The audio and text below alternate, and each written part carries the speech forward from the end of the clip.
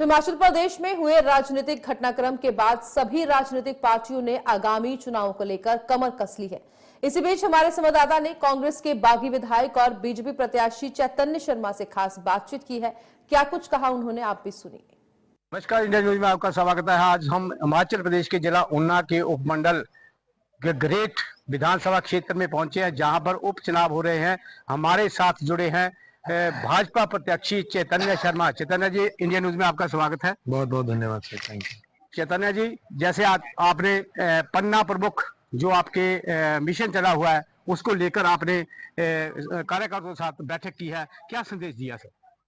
देखिए, हमारा जो पन्ना प्रमुख सम्मेलन है हमारी ग्रेट विधानसभा क्षेत्र का, वो 4 तारीख को 2:30 बजे बड़ा तालाब बंजाल में जो है करा जाना है, उसका आयोजन होना है जी। हमारे कैबिनेट मंत्री श्री अनुराग ठाकुर जी, जो हमारे लोकसभा के प्रत्याशी भी हैं जी, 5वीं बारी लोकसभा जो है चुन के जाने वाले हैं जी, तो उनकी भी जो है उपस्थिति इस कार्यक्रम में होने वाली है। आज हमारे मंडल के साथ साथ हमारे मोर्चों के सारे अध्यक्ष, साथ ही में जो हमारे सम्मानित ग्राम केंद्र अध्यक्ष हैं शक्ति केंद्रों के, उनको जो है यहाँ पर आज बुलावा दिया गया था। और पार्टी के द्वारा हमारे जो सह प्रभारी हैं जी लोकसभा क्षेत्र के श्री सुमित जी, वो भी आज यहाँ इस सभागार में उपस्थित थे। उन्होंने भी अपनी तरफ से जो है बातचीत करी रखी और जो है उन्होंने बताया कि किस प्रकार से हमें आगे वर्किंग करनी है और हमने सुनिश्चित करना है कि हमारा मेरा बूथ मजबूत का जो फॉर्मूला है संगठन का जी, उसको आगे बढ़ाते हुए हमने हर एक पन्ना प्रमुख को एक्टिवेट करना है, ताकि 4 तारीख से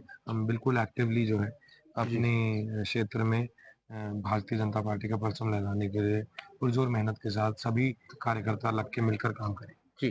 तो सर, कांग्रेस ने भी अपना प्रत्याशी चुनावी मैदान में उतार दिया है, जो पिछली मर्तबा 3 बार जीत चुके हैं और 14 महीने पहले भाजपा छोड़ कांग्रेस छोड़ भाजपा में शामिल हुए थे और अब कुछ ही दिन पहले 17 अप्रैल को वो कांग्रेस में द्वारा फिर आए हैं। सर, उसको लेकर आपके ऊपर कितने भारी पड़ सकते हैं सर? देखिए, आप भी कंफ्यूज हो गए क्योंकि उनका जो पॉलिटिकल करियर है वो अभी इतना कंफ्यूजिंग हो चुका है। जी जी जी जी।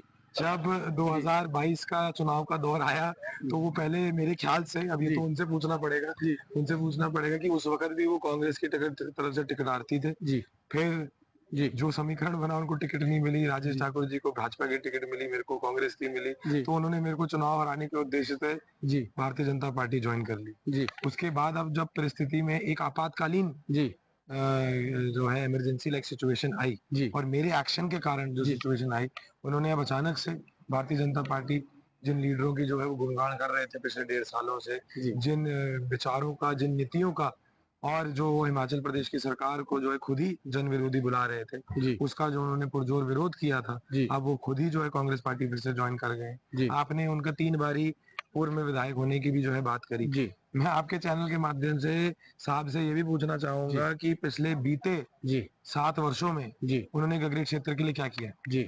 बात जब करी जाती है आरोप प्रत्यारोप की राजनीति में, तो देखिए जब बातचीत होती है, मेरा एक युवा होने के नाते मानना है कि बात जो है वो आरोप भी अगर होते हैं तो वो आरोप प्रत्यारोप का जो दौर होता है वो पॉजिटिविटी के साथ तथ्य और तर्क के आधार पर होना चाहिए।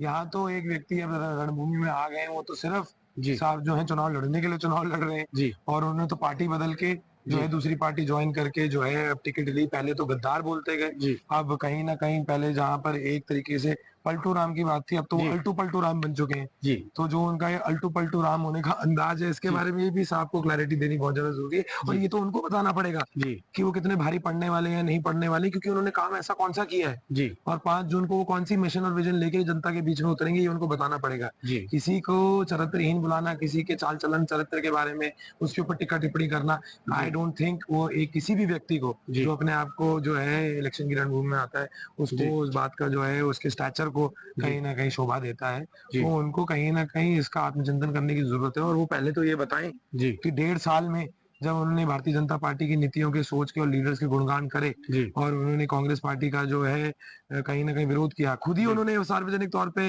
मंच के माध्यम से कहा है कि कांग्रेस एक डूबता जहाज है तो वो एक डूबते हुए जहाज का उन्होंने एक ऊपर से फिर से पैराशूट लेके वो डूबते हुए जहाज में क्यों बैठ गए, इस बात का तो पुष्टिकरण जो है साहब को ही करना चाहिए जी।